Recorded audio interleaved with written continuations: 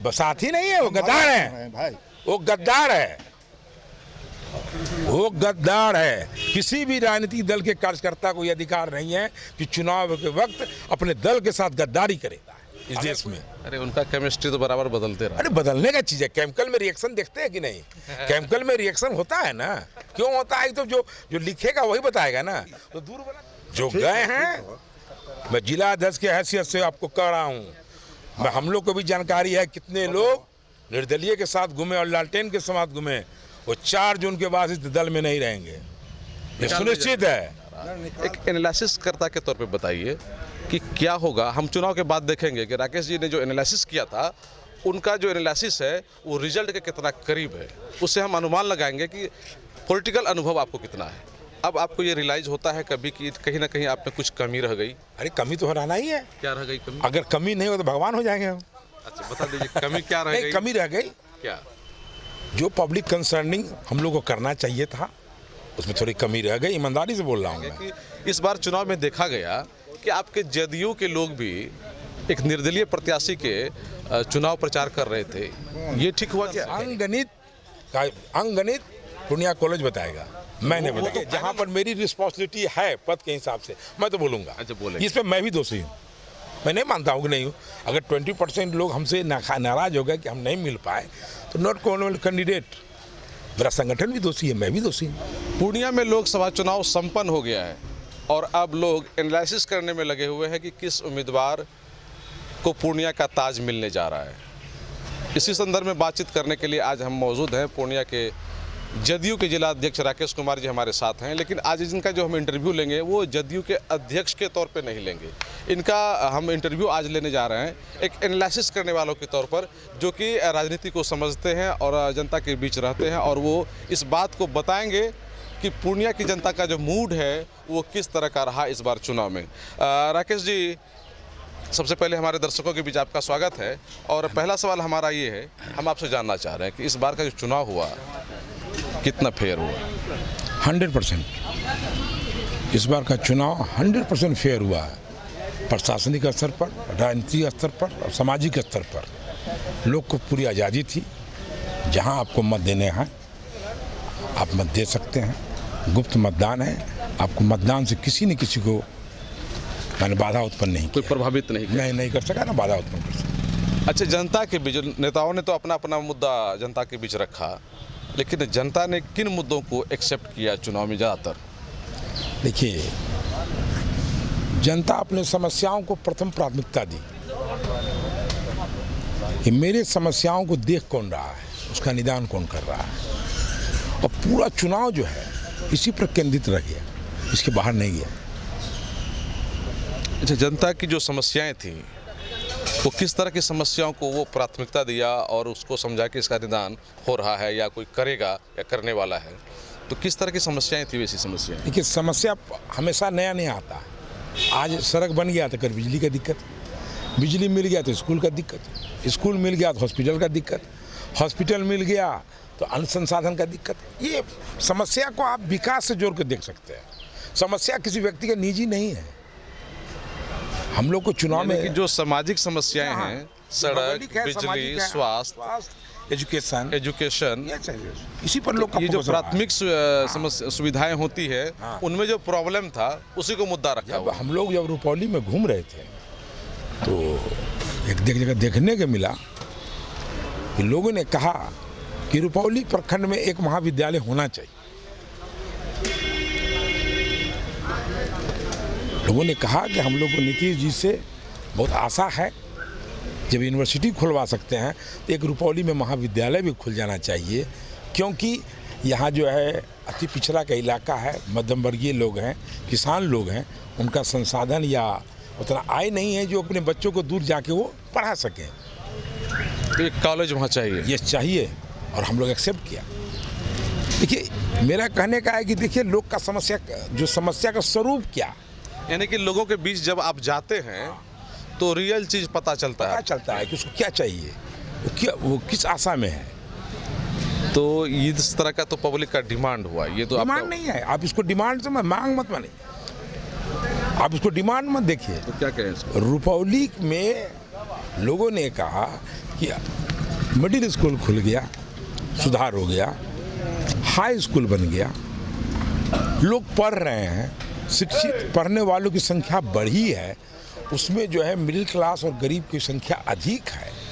तो उन लोगों के पास इतना आय नहीं है कि वो अपने बच्चों को पूर्णिया भेज सके या पटना भेज सके। अच्छा ये बताइए, ठीक है, किसी नेता ने भी, या जो चुनाव लड़ रहे हैं जो भी उम्मीदवार थे, उन्होंने रुपोली के लिए अपने चुनावी एजेंडा में इन चीज़ों को प्राथमिकता दिया था? देखिए, 3 चीज़ का हम लोग रुपौली में एजेंडा में दिए हुए हैं। हम लोग के एजेंडा में है, पहला महाविद्यालय खुले। ये मामला चुनाव में नहीं आया, चुनाव से पहले आया, और इसके लिए हम लोगों ने नीतीश कुमार जी से कहा भी है। नीतीश जी बोले बहुत अच्छी बात। आपके चुनावी एजेंडे में ये सब था कि रुपोली में एक महाविद्यालय होना चाहिए। यही नहीं, हम लोग सभी प्रखंड में, मुख्यालय में एक महाविद्यालय की मांग किए हैं। जहाँ से दमदहा में ऑलरेडी है, बनमनखी में ऑलरेडी है, बायसी में ऑलरेडी है, कस्बा में है, जलालगढ़ में नहीं है, श्रीनगर में नहीं है, के नगर में नहीं है, रुपौली में नहीं है, भवानीपुर में नहीं है, बी कोठी में नहीं है। जहाँ नहीं है वहाँ होनी चाहिए। आप लोगों ने इसको एजेंडे में रखा था। इसका मतलब हुआ कि आप लोगों ने जिस अपने एजेंडे में जिन चीज़ों को रखा था, वो लोगों का डिमांड भी था, लोग का था। और दूसरा था कि Biharigunj to Kursela railway line,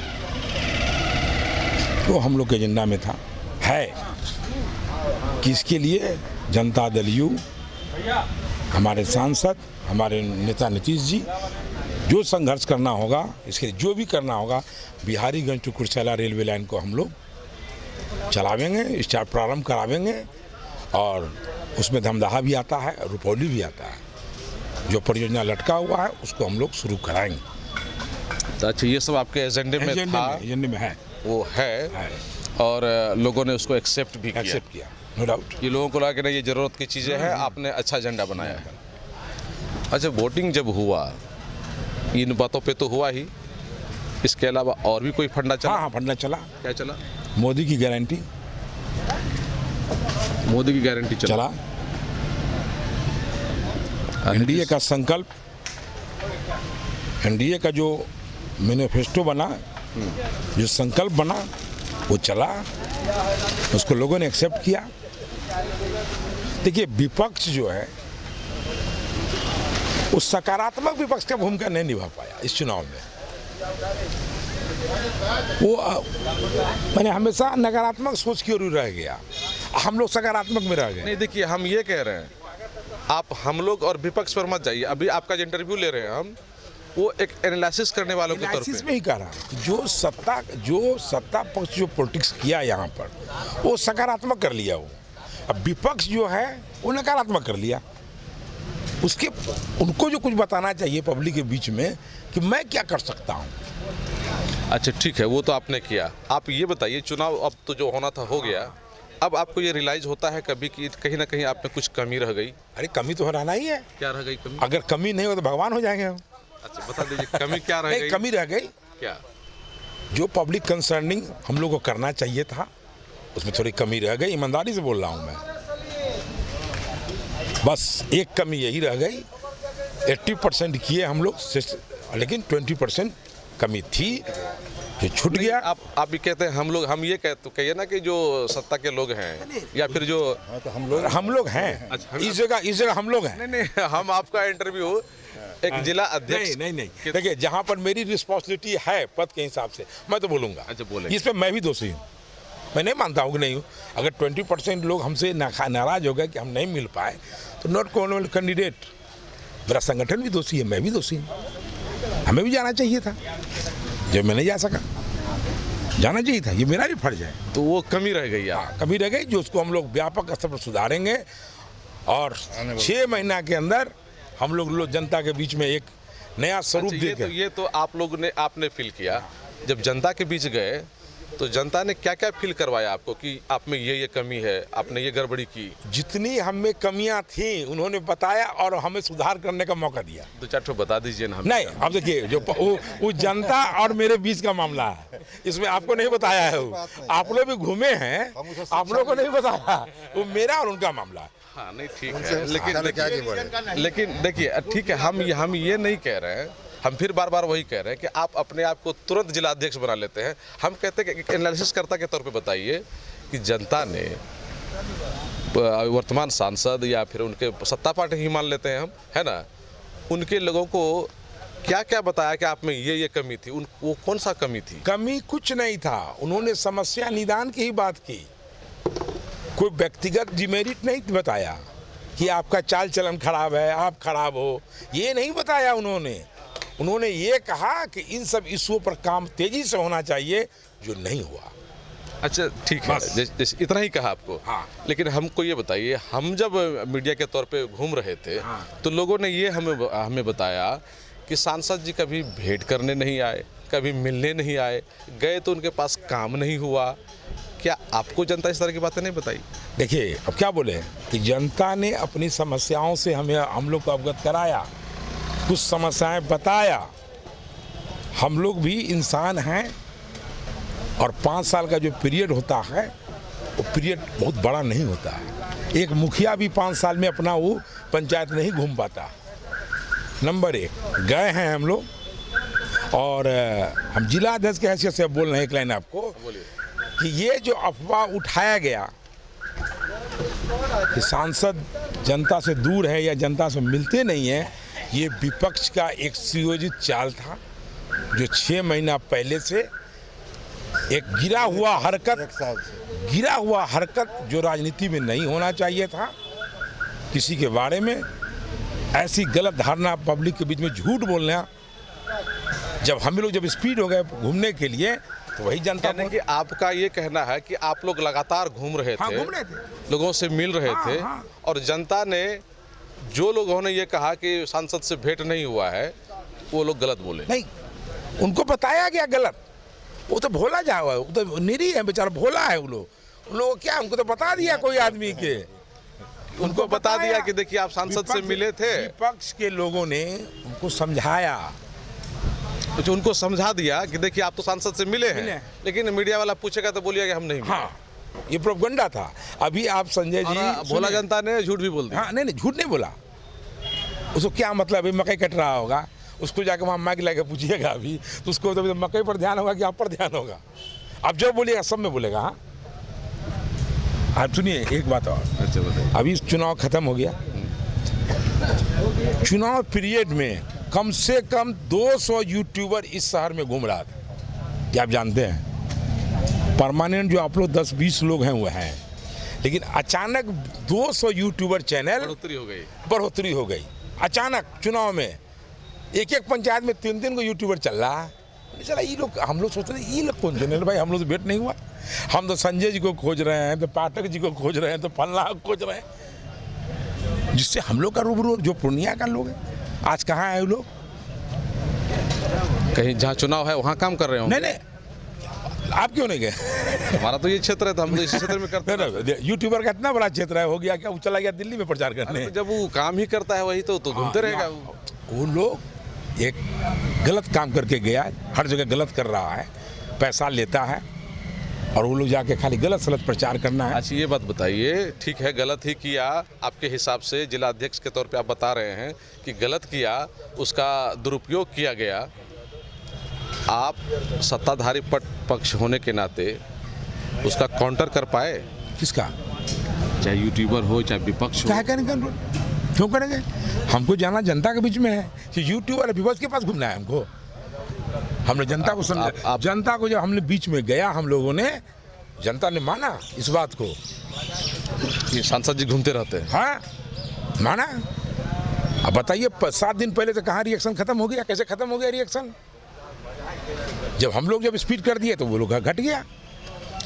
लेकिन लोग ये कहते हैं कि इस बार सत्ता पक्ष को पता चला कि चुनाव क्या होता है, कैसे लड़ा जाता है, बड़े बड़े लोगों को पूर्णिया में जमीन पर उतरना पड़ा, जिनका क्रीज नहीं टूटता था, उनको भी जनता के पास जाना पड़ा। ये गलतफहमी है, गलतफहमी है। ये किसी ने अगर कहा है, हम लोगों ने चुनाव जब भी लड़ा है तो जमीन पर ही लड़ा है, और क्रीज रूज की बात नहीं होती है।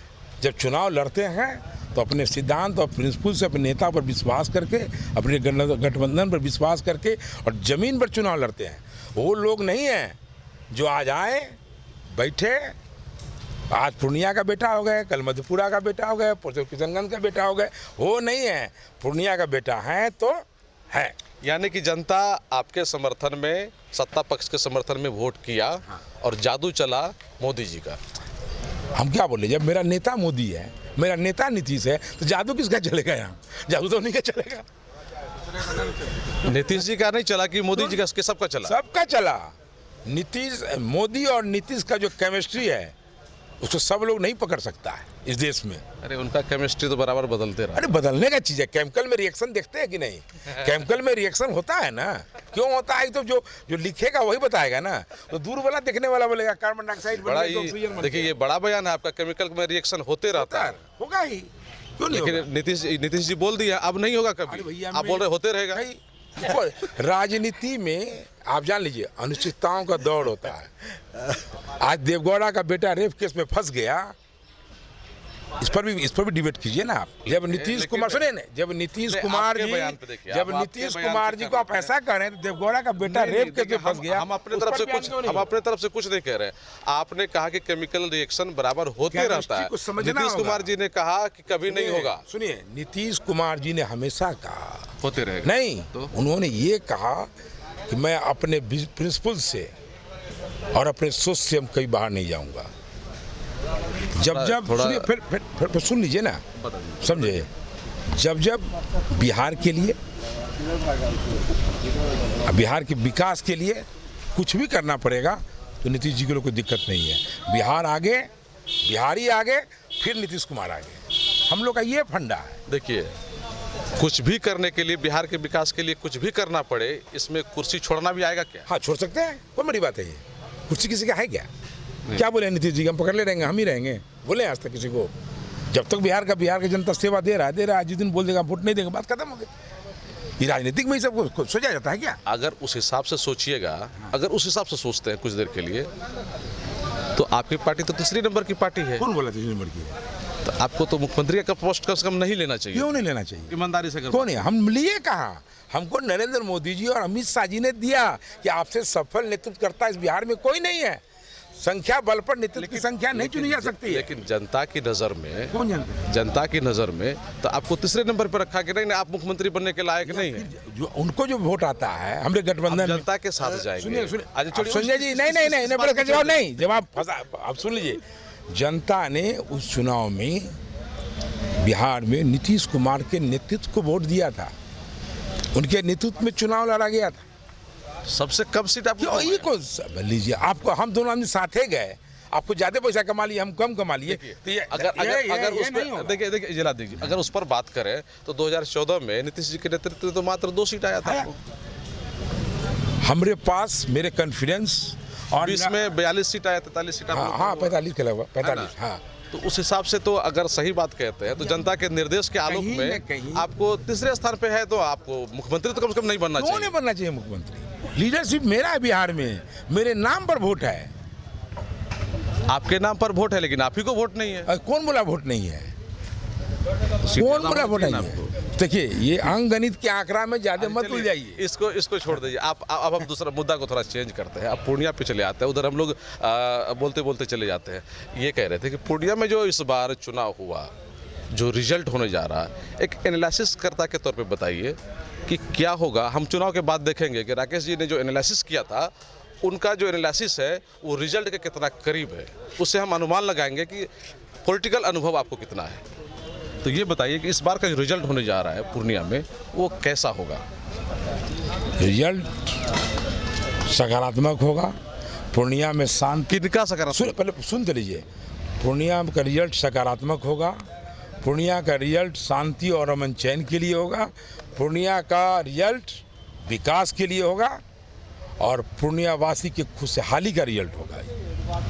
वो तो होगा। हाँ, लेकिन हमको ये बात बताइए कि रिजल्ट कितना के डिफरेंस से किसके तरफ जा सकता है। देखिए एनालिसिस देखिए हम नहीं, फिर आप देखिए एक पॉलिटिकल आदमी आप ये एक पॉलिटिकल हम किसी दल के अध्यक्ष हैं और हम एनालिसिस जब भी करेंगे, एनालिसिस करने का अधिकार हमको नहीं है। ठीक है, आप क्या देखिए आप दल के अध्यक्ष हैं, हाँ। अपने आप को पॉजिटिव रख के ही करिए, लेकिन सत्य के कुछ करीब तो नहीं करिए। सत्य है क्या? जो आप ये तय कर लीजिए स्वयं में कि पूर्णिया की जनता अमन चैन चाहती है कि नहीं। सुनिए, हम बोलते हैं हम अच्छा सुनिए आप सुन लेंगे वो तो हम आप पहले बोल भी दिए हैं। हम बोलते हैं आपको जो उचित लगे उसमें टिक लगा दीजिएगा।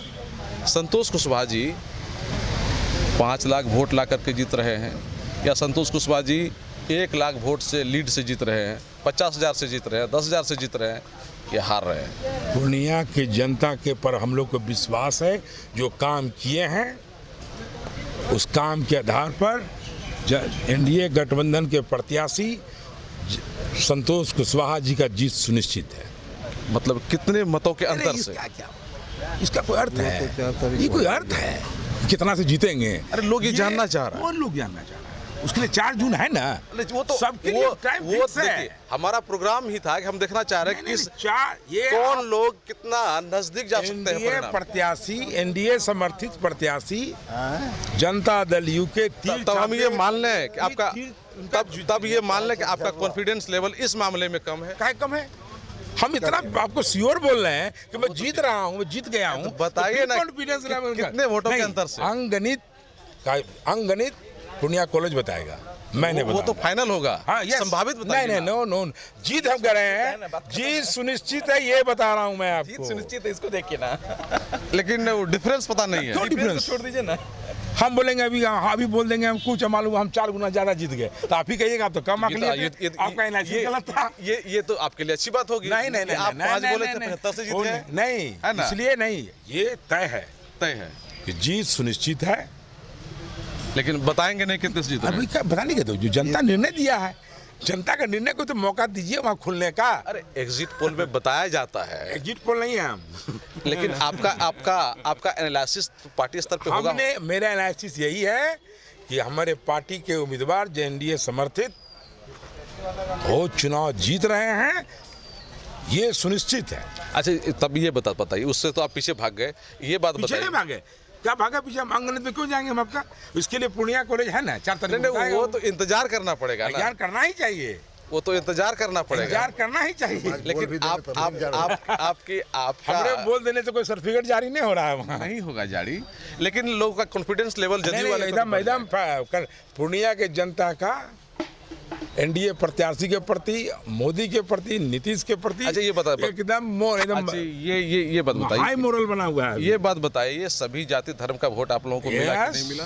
यस, सबका मिला, एक तरफा मिला, एक तरफा मिला और सबका मिला, सबका सहयोग और विश्वास मिला, सबका मिला। नहीं उन्हें बोला है, सबका मिला। बीच में बात बोली, किसी ने थोड़ा दिया, किसी ने ज्यादा दिया, लेकिन सब लोगों ने जो पूर्णिया के लिए चिंतित रहे, पूर्णिया के विकास के लिए चिंतित है, पूर्णिया में अमन चैन के लिए चिंतित है, उस सभी लोगों ने हम लोगों को वोट दिया। अच्छा लास्ट में लेकिन कुछ सवाल और बच रहा है मेरा, ये कहेंगे कि इस बार चुनाव में देखा गया कि आपके जदयू के लोग भी एक निर्दलीय प्रत्याशी के चुनाव प्रचार कर रहे थे, ये ठीक हुआ क्या? कैरेक्टर होना चाहिए। नहीं सुनिए, राजनीतिक कैरेक्टर सबके पास नहीं हो सकता, किसी दल का लोग हो, कोई दल का लोग हो, राजनीति करना इतना आसान काम है, संघर्ष करना इतना आसान काम है। पूछिए बैजनाथ भाई से, माथा पर बैटरी लेके चले हैं, तो चलेगा भी क्या? तो ये बात बताइए कि चुनाव के समय में ही जब आपका कार्यकर्ता इधर से उधर चल जाएगा, या मेरे रोक है कोई ये जानवर है, 4 पैर वाला मान के रखिएगा, तो 2 पैर वाला आदमी है तो उड़ल चलेगा ही। जो गए हैं, मैं जिला अध्यक्ष की हैसियत से आपको कह रहा हूँ, मैं हम लोग को भी जानकारी है कितने लोग निर्दलीय के साथ घूमे और लालटेन के साथ घूमे, वो 4 जून के बाद इस दल में नहीं रहेंगे, ये सुनिश्चित है।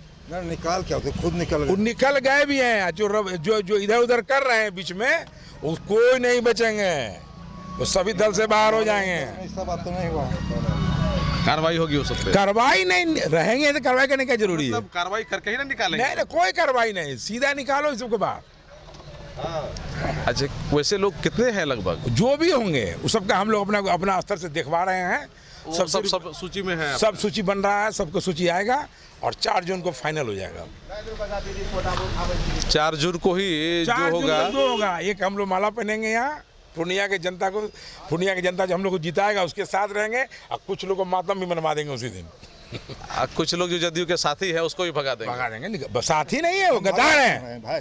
वो गद्दार है, वो गद्दार है। किसी भी राजनीतिक दल के कार्यकर्ता को यह अधिकार नहीं है कि चुनाव के वक्त अपने दल के साथ गद्दारी करे। अगर कोई आदमी ऐसा करता है तो उससे बड़ा गद्दार कोई नहीं है। लेकिन कार्रवाई करने से पहले तो प्रमाण भी तो देना पड़ेगा। कौन प्रमाण की जरूरत है? ना मेरे पास क्या चिंता कर रहे हैं, उस दिन पीसी करेंगे तो आपको मालूम हो जाएगा प्रमाण क्या होता है। अच्छा, उसको निकाल ही देंगे आप। हाँ, उसमें कोई नहीं। वो सब चलिए, ये राकेश जी जदयू के जिला अध्यक्ष है, इन्होंने अपनी प्रतिक्रिया दी है। इन्होंने बहुत बातें कही है बेबाकी से, लेकिन जो खास तौर से इनको बोलना चाहिए था कि कितने वोटों के अंतराल से ये जीत रहे हैं, या फिर कौन प्रत्याशी का कितना वोट आ रहा है, ताकि हम जो रिजल्ट है उसके करीब पहुंच सकें।